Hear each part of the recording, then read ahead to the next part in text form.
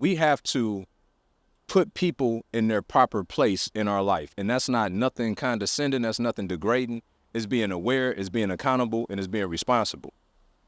Because you don't have to cut everybody off. You just have to deal with everybody in different capacities, the capacity in which they're supposed to be in your life.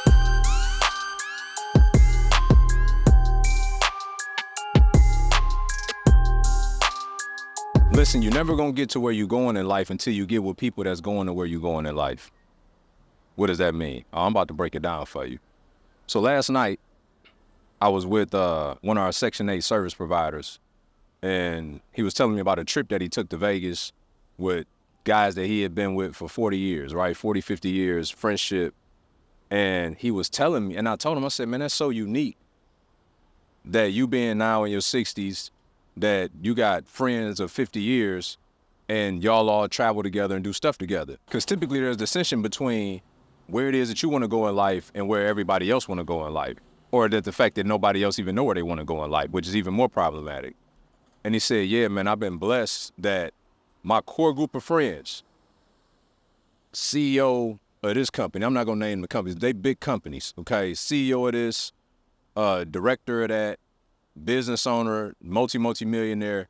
And so he was fortunate that although all of his friends, his day ones as we call them, although they wasn't all going into the same realm of business, they were all going in the same direction in life. And so what you have to do is first take accountability, and you can't blame nobody for where you don't make it to in life. You can't, because God, first of all, Jeremiah 29:11, when he knitted us together in our mother's womb, he had plans to prosper us and not harm us, plan to give us a hope in the future. Individually, he gave us all a plan. And individually, he gave us all a purpose. And individually, he gave us all gifts to go and fulfill that plan and purpose.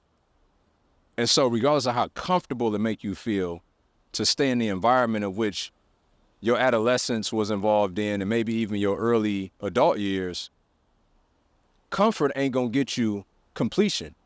And completion, the completion I'm speaking about is your mission in life. And so it's not your parents, it's not your spouse, it's not nobody, it's you. If people are not aligned with going in the direction that you headed to in life, then it's not your responsibility to, number one, for you not to go, and secondly, for you to take everybody with you, because here's the reality, everybody ain't meant to go with you. They all got their specific purpose and lot in life. And so what happens is, even for those that subscribe to this idea that I'm going to go back and get everybody, right? Well, ask many of them how that went. I know it worked out for Brian. Ask many others how that went for them. They went back and got them to only find out that they were there to tear everything apart that they was trying to build.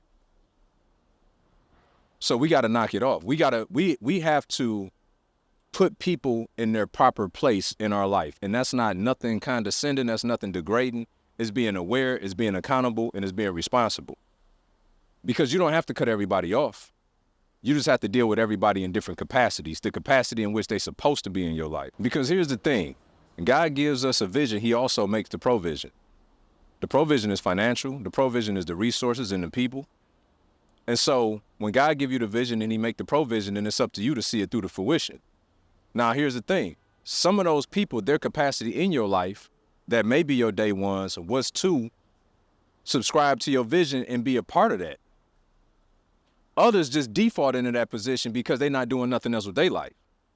That's where you get into a dangerous situation, because you're trying to have people operating outside of what they're supposed to be doing.